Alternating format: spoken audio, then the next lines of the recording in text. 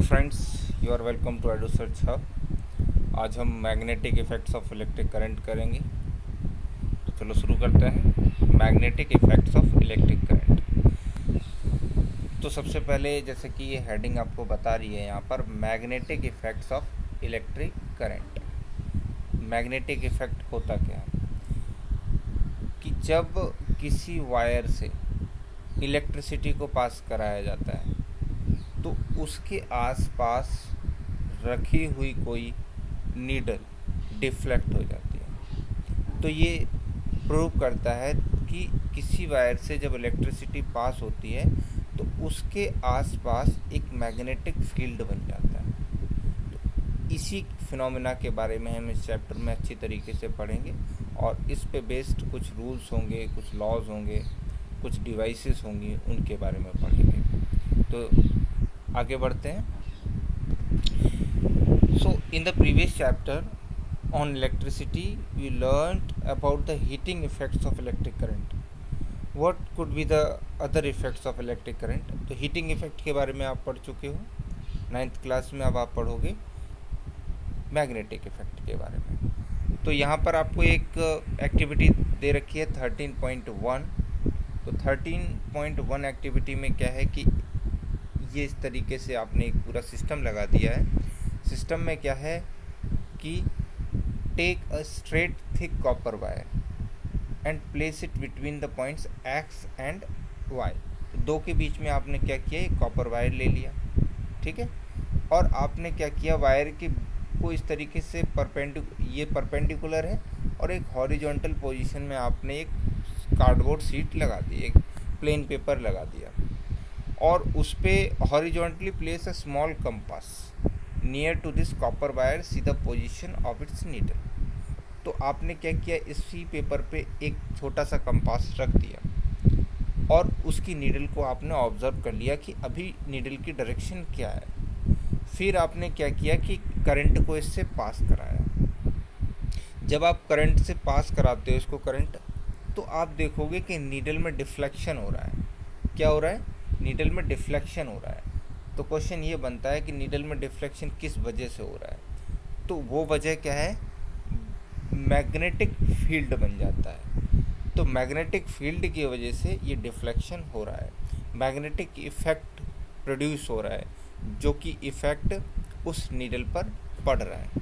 तो इसी चीज़ को आपको इस एक्टिविटी 13.1 में बताया गया है। तो इसमें कुछ लिखा है वो भी देख लेते हैं। So we see that the needle is deflected. Sorry. What does it mean? It means that the electric current through the copper wire has produced a magnetic effect. So thus we can say that electricity and magnetism are linked to each other. आप एक तरफ है, आपके यहाँ पर दे रखे हैं sir Christian Oersted. एक तरफ ऑस्टेड है और एक तरफ आप माइकल फैराडे के बारे में पढ़ेंगे। तो जैसा कि इसमें लिखा हुआ है कि जो मैग्नेटिज्म है और इलेक्ट्रिसिटी है, ये दोनों एक दूसरे से जुड़े हुए हैं, इलेक्ट्रिक करंट और मैग्नेटिज्म। तो सर ऑस्टेड बताते हैं किसके बारे में, magnetic effect of electric current के बारे में, कि जब किसी वायर से इलेक्ट्रिसिटी पास होती है तो उससे क्या होता है कि मैग्नेटिक फील्ड बन जाता है। तो ये ऑस्टेड ने बताया। और माइकल फैराडे क्या बताते हैं कि जब किसी एक सिस्टम, पूरा एक आपने सर्किट ले लिया और सर्किट का जो स्विच होता है, जहाँ पर भी वायर नेकेड वायर हो, वहाँ से जब मैग्नेटिक फील्ड को एक तेज़ी के साथ चेंज किया जाता है। फॉर एग्जांपल समझ लेते, ये इस तरीके से, ये यहाँ पर एक पूरा वायर, यहाँ पर बल्ब लगा हुआ है मान लो, यहाँ पर स्विच वगैरह सब कुछ लगा हुआ है, तो यहाँ पर नेकेड वायर है। तो यहाँ पर जब आप एक मैग्नेट को लेते हो और मैग्नेट को यहाँ से यहाँ फास्ट मूव करवाते हो, तो मैग्नेटिक फील्ड में एक चेंज होता है। तो उस मैग्नेटिक फील्ड में चेंज की वजह से क्या होता है कि बल्ब जलने लगता है, यानी कि इलेक्ट्रिसिटी प्रोड्यूस हो जाती है। तो आपको ये चीज़ अच्छी तरीके से क्लियर होगी कि दोनों साइंटिस्ट ने जो बताया उसके आधार पे magnetism and electricity and magnetism दोनों क्या हैं, एक दूसरे से जुड़े हुए हैं, linked to each other. Then what about the reverse possibility of an electric effect of moving magnet? तो अभी आपको बताया था जब मूविंग मैग्नेट होती है, मैग्नेटिक फील्ड एकदम से चेंज होता है तो उससे इलेक्ट्रिसिटी भी जनरेट होती है. So I hope that this is clear to you also. So we shall also study about electromagnets and electric motors which involve the magnetic effect of electric current and electric generators which involve the electric effect of moving magnets. तो जो electric generator होता है वो किसके principal पे काम करता है? वो माइकल फैराडे के प्रिंसिपल पे काम करता है. और जो इलेक्ट्रोमैग्नेट्स एंड इलेक्ट्रिक मोटर्स, तो जो इलेक्ट्रोमैग्नेट्स हैं या इलेक्ट्रिक मोटर्स हैं वो सर ऑस्टेट के प्रिंसिपल पे काम करती हैं. तो ऑस्टेट का प्रिंसिपल क्या था? इलेक्ट्रिसिटी से मैग्नेटिज्म, और सर फैराडे का क्या है? मैग्नेट से इलेक्ट्रिसिटी. तो ये चीज़ आपको अच्छी तरीके से समझ में आ गई. आगे सर ऑस्टेट के बारे में कुछ बता रखा है. तो ऑस्टेट एक काफ़ी ग्रेट साइंटिस्ट थे 19th सेंचुरी के.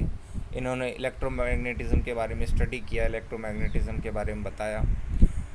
सर डेविसी और आगे इन 1820 ही accidentally discovered that a compass needle got deflected when an electric current passed through a metallic wire placed nearby.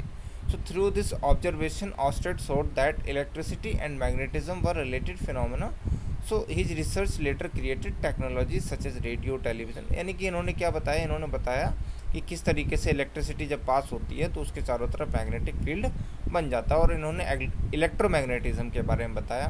तो इलेक्ट्रोमैग्नेटिज्म पर बेस्ड क्या होता है? आपका रेडियो काम करता है, टेलीविज़न काम करता है, फाइबर ऑप्टिक्स काम करता है. तो ये इनका एक बहुत बड़ा योगदान रहा. और इन्हीं के ऑनर में एक यूनिट है जो मैग्नेटिक फील्ड स्ट्रेंथ, उसको हम ऑस्टेट बोलते हैं क्योंकि वो इन्हीं के सम्मान में उसको बोला गया है. So I hope this is also clear. अब उसके बाद आपको magnetic field and field lines के बारे में बताया गया. पहले इसको हम अच्छी एक बार यहाँ पर आपको दिखा दूँ. तो यहाँ पर आप ऑब्जर्व कर पा रहे हो कि फिगर 13.2 में यहाँ पर एक मैग्नेट रखी हुई है. इसका ये नॉर्थ पोल है, ये इसका साउथ पोल है. और इस नॉर्थ साउथ पोल पे ये इस तरीके से आपको फील्ड लाइंस दिखा रखी हैं. ये क्या है इसकी? इस तरीके से आपको इसकी फील्ड लाइंस दिखा रखी हैं. ठीक है. तो ये क्या है? इसकी फील्ड लाइंस है, मैग्नेटिक फील्ड लाइन. इसकी डायरेक्शन क्या होती है वो भी मैं आपको एक बार बता दूं. इनकी डायरेक्शन हमेशा नॉर्थ से साउथ की तरफ होती है. नॉर्थ पोल से साउथ पोल की तरफ इनकी डायरेक्शन होती है.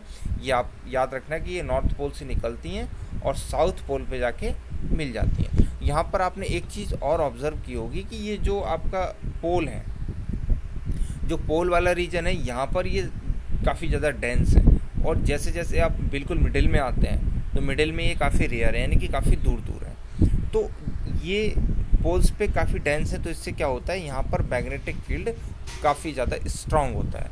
लेकिन अगर आप बीच में अगर बात करते हैं तो वहाँ पर मैग्नेटिक फील्ड इतना स्ट्रांग नहीं होता है. तो अब इसमें एक एक्टिविटीज़ के थ्रू आपको अच्छी तरीके से समझा रखा है, वो हम समझ लेते हैं. तो magnetic field and field lines. So we are familiar with the fact that a compass needle gets deflected when brought near a bar magnet. So a bar magnet तो आपको पता होगा क्या होता है. सिंपल इस तरीके की जो मैग्नेट होती है इसको हम बार मैग्नेट बोलते हैं. ये नॉर्थ मान लो, ये साउथ मान लो. तो इस तरीके की जो मैग्नेट होती है उसको बार मैग्नेट बोलते हैं. इस और हॉर्सशू मैग्नेट आपको पता होगा अच्छी तरीके से क्या होती है. इस तरीके की जो मैग्नेट होती है हॉर्सशू के शेप में होती है, उसको हॉर्सशू मैग्नेट बोलते हैं. सो बार मैग्नेट के पास में जब आप एक कंपास नीडल को लेके आते हो तो क्या होता है? वो डिफ्लेक्ट हो जाती है. So a compass needle is in fact a small bar magnet.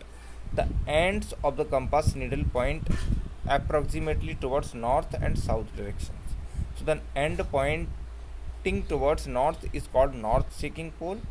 यानी कि जो नॉर्थ की तरफ है, ये इस तरीके से अगर आपने क्या किया कि ये डायरेक्शन अर्थ है ये, और आपने एक बिल्कुल किसी बार मैग्नेट को सिंपली छोड़ दिया है तो उसकी एक डायरेक्शन किस तरफ जाएगी? नॉर्थ की तरफ जाएगी. और एक डायरेक्शन किसकी तरफ जाएगी? साउथ की तरफ जाएगी. तो ये जो नॉर्थ की तरफ जा रही है इसको क्या बोलोगे आप? नॉर्थ पोल बोलोगे. जो साउथ की तरफ जा रही है उसको क्या बोलोगे? साउथ पोल बोलोगे. यहाँ पर आपको एक चीज़ और समझ में आ रही है. नॉर्थ की तरफ जा रही है तो आपको मालूम होना चाहिए कि जब सेम पोल होते हैं वो क्या करते हैं? एक दूसरे को रिपेल करते हैं. और जो डिफरेंट पोल होते हैं तो वो क्या करते हैं? एक दूसरे को अट्रैक्ट करते हैं. तो यहाँ पर जब नॉर्थ की तरफ ये जा रहा है, इसको आप नॉर्थ पोल बोल रहे हो, तो डेफिनेटली यहाँ पर कि मैग्नेटिक पोल की अगर बात की जाए तो नॉर्थ पोल पे मैग्नेटिक पोल कैसा होगा, मैग्नेटिक पोल होगा साउथ, और साउथ पोल पर मैग्नेटिक पोल होगा नॉर्थ। तो आपको ये याद रखना है कि जो ज्योग्राफिक पोल होते हैं और जो मैग्नेटिक पोल होते हैं वो एक दूसरे के अपोजिट होते हैं। सो ये चीज़ आपको याद रखनी है, वही इसमें लिखा है, देख लेते हैं। The end pointing towards north is called north seeking और north pole. The other end that points towards south is called south seeking और south pole. So through various activities we have observed that like poles repel, अभी बताया, while unlike poles of magnets attract each other। तो अगर unlike poles होते हैं तो वो क्या करते हैं, एक दूसरे को अट्रैक्ट करते हैं। जैसे कि आपने इलेक्ट्रिसिटी में पढ़ा होगा कि जब पॉजिटिव और नेगेटिव ये दोनों अगर हैं तो वो एक दूसरे को क्या करते हैं, अट्रैक्ट करते हैं। लेकिन अगर पॉजिटिव पॉजिटिव या नेगेटिव नेगेटिव हैं तो वो एक दूसरे को रिपेल करते हैं। सेम यहाँ पर भी वही चीज़ है। अब यहाँ पर आपको एक क्वेश्चन यहाँ से पूछा गया है आपसे, क्या है क्वेश्चन? क्वेश्चन है कि why does a compass needle get deflected when brought near a bar magnet. तो वो इसलिए डिफ्लेक्ट होती है क्योंकि बार मैग्नेट के आसपास क्या होता है, एक मैग्नेटिक फील्ड होता है, और जब मैग्नेटिक फील्ड के बीच में अगर कोई नीडल आएगी तो वो भी मैग्नेटाइज्ड हो जाती है, और जब वो नीडल मैग्नेटाइज्ड हो जाती है तो उसकी वजह से वो डिफ्लेक्ट हो जाती है और वो नॉर्थ साउथ डायरेक्शन में लग जाती है। किसके अकॉर्डिंग? उस मैग्नेट के अकॉर्डिंग। तो this is clear to you. अब एक्टिविटी 13.2 आपको दे रखी है, जो मैं आपको अभी समझा चुका हूँ। इसमें क्या बता रखा है, fix a sheet of white paper on a drawing board using some adhesive material. तो आपने क्या की, एक वाइट शीट लगा दी, place a bar magnet in the centre of it, sprinkle some iron filings uniformly around the bar magnet, a salt sprinkler can be used for this purpose। now tap the board gently, what do you observe। Simple है, आपने क्या किया कि एक bar magnet बीच में रख ली और एक कार्डबोर्ड शीट ले लिया, पेपर ले लिया, तो उस पर आपने आयरन फिलिंग्स कुछ डाल दी, इसमें मतलब इस तरीके से डाल दी कि सभी पूरे पेपर में सही से फैली हुई है। अब क्या किया आपने, थोड़ा सा उसको जैसे ही आपने इलेक्ट्रिसिटी पास करवाई और थोड़ा सा उसको झटका दिया नीचे से, तो आप देखोगे कि एक पैटर्न बन जाता है। उसमें क्या बन जाता है, पैटर्न बन जाता है। तो वो पैटर्न क्या बताता है, वो पैटर्न बताता है कि इसमें मैग्नेटिक फील्ड लाइंस कैसी होती हैं और कहाँ पर ज़्यादा डेंस होती हैं, कहाँ पर कम डेंस होती हैं, और किस तरीके से उनका पैटर्न होता है। ये अच्छी तरीके से आपको इसमें क्लियरली समझा रखा है और मैं भी आपको ये चीज़ अभी समझा चुका हूँ। सो आगे देखते हैं इसमें लिखा क्या है। The iron fillings arrange themselves in a pattern as shown in this figure 13.2। So why do the iron fillings arrange in such a pattern? What does this pattern demonstrate? तो ये क्यों ऐसी लगी होती हैं? क्योंकि ये मैग्नेटिक फील्ड लाइंस होती हैं, इसलिए लगी होती हैं। पैटर्न इस तरीके का डेमोन्स्ट्रेट क्यों करती हैं वो अभी आपको बताया। So the magnet exerts its influence in the region surrounding it, therefore the iron fillings experience a force। the force thus exerted makes iron fillings to arrange in a pattern। the region surrounding a magnet in which the force of the magnet can be detected is said to have a magnetic field। so that is the magnetic field at which this needle is deflected। this is being deflected because of what? because of the magnetic lines, and this needle उसी के according ही arrange होना चाहती है, north और south pole के according. So this is very simple. So the lines along which the iron filings align themselves represent magnetic field lines. So these are what? These are the magnetic field lines which are shown to you also here. So in this you can observe very clearly, यहाँ पर आपको दिखा रखे हैं। So are there other ways of obtaining magnetic field lines around a bar magnet? yes you can yourself draw the field lines of a bar magnet। अब इस तरीके से अगर आपको नहीं करना और आपको वैसे ही ड्रॉ करना है आयरन फिलिंग्स के बिना, तो आप कैसे ड्रॉ करेंगे मैग्नेटिक फील्ड लाइंस को? तो वो यहाँ पर आपको एक्टिविटी 13.3 में समझा रखा है। तो इसमें क्या करना होता है, सिंपल एक्टिविटी है बिल्कुल। आपने एक मैग्नेट यहाँ पर ले ली, मैग्नेट ले ली, और आपने एक क्या ले लिया, एक नीडल ले ली, नीडल कंपास ले लिया, और नीडल कंपास को क्या किया, उस बार मैग्नेट के आसपास आपने रखना शुरू किया, यहाँ पर रखना शुरू किया, तो वो आप ऑब्ज़र्व करोगे कि नॉर्थ की तरफ क्या होगा, साउथ पोल होगा उसका, यहाँ पर दिखा रखा है। जैसे मान लीजिए ये एक बार मैग्नेट यहाँ पर रखी हुई है और यहाँ पर एक नीडल है, तो नीडल का क्या होगा, ये यहाँ नॉर्थ पोल है तो नीडल का यहाँ साउथ पोल होगा और यहाँ नॉर्थ पोल होगा। ये इसलिए होगा क्योंकि ये जो अपोजिट पोल होते हैं वो एक दूसरे को अट्रैक्ट करते हैं।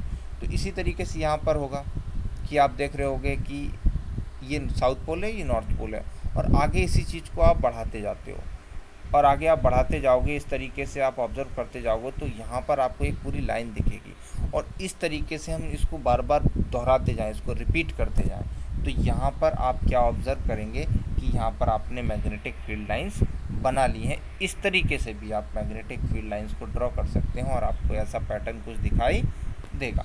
अब एक्टिविटी में क्या लिख रखा है तो वो मैं आपको बता देता हूँ एक बार पढ़ के। So take a small compass and a bar magnet. Place the magnet on a sheet of white paper fixed on a drawing board using some adhesive material. Mark the boundary of the magnet. Place the compass near the north pole of the magnet. How does it behave? The south pole of the needle points towards the north pole of the magnet. The north pole of the compass is directed away from the north pole of the magnet. Simple है, अभी आपको बताया कि अगर north pole की तरफ आप bar magnet का यदि नॉर्थ पोल है उसकी तरफ आप नीडल को रखोगे तो साउथ पोल उसका नॉर्थ पोल की तरफ होगा और नॉर्थ पोल उसका दूसरी तरफ होगा, क्योंकि वो एक दूसरे को रिपेल करते हैं, लेकिन नॉर्थ साउथ एक दूसरे को अट्रैक्ट करते हैं। So mark the position of two ends of the needle. Now move the needle to a new position such that its south pole occupies the position previously occupied by its north pole. अभी जो जिस तरीके से position इसने occupy करके रखी है, इसी तरीके से अगर आप आगे बढ़ाते जाएंगे और आप जब आगे बढ़ाते जाएंगे तो आप ऑब्ज़र्व करेंगे कि ये आगे भी बढ़ता जाता है, एक पैटर्न बन जाता है और वो पैटर्न क्या होता है, मैग्नेटिक फील्ड लाइंस को बताता है। और ये पूरा मिला के जहाँ जहाँ तक आप उसको ले जाते हो और जहाँ जहाँ तक उस मैग्नेटिक बार मैग्नेट के पास तक जितनी दूर तक वो नीडल डिफ्लेक्ट होती है वहाँ तक उसका मैग्नेटिक फील्ड होता है, और जैसे जैसे आप डिस्टेंस बढ़ाते हैं उसी के साथ मैग्नेटिक फील्ड की इंटेंसिटी घटती जाती है।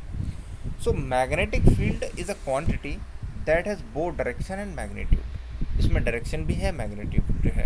आप देख रहे हो इसका नॉर्थ पोल से साउथ पोल की तरफ क्या है, एक पर्टिकुलर डायरेक्शन है, और चूँकि मैग्नेट डिफ्लेक्ट हो रही है तो वो किस वजह से हो रही है, क्योंकि इसमें कुछ स्ट्रेंथ है, कुछ मैग्नीट्यूड है, तो उसकी वजह से हो रही है। तो इसमें डायरेक्शन भी होता है और इसमें मैग्नीट्यूड भी होता है।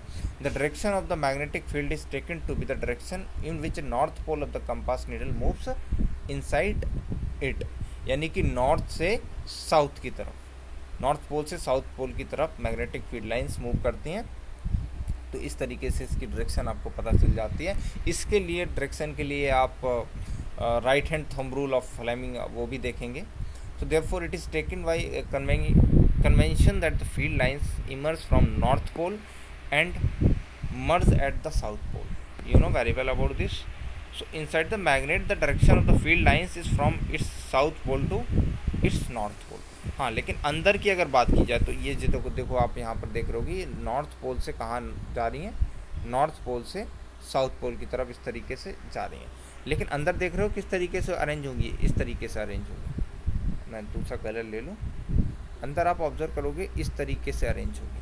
अब इस तरीके से अरेंज क्यों होंगी, क्योंकि यहाँ पर आप देख रहे हो इस तरीके से आ रही है ना मूव करती हुए, तो बाहर तो नॉर्थ से साउथ की तरफ है, लेकिन मैग्नेट के अंदर साउथ से नॉर्थ की तरफ उनका मूवमेंट है।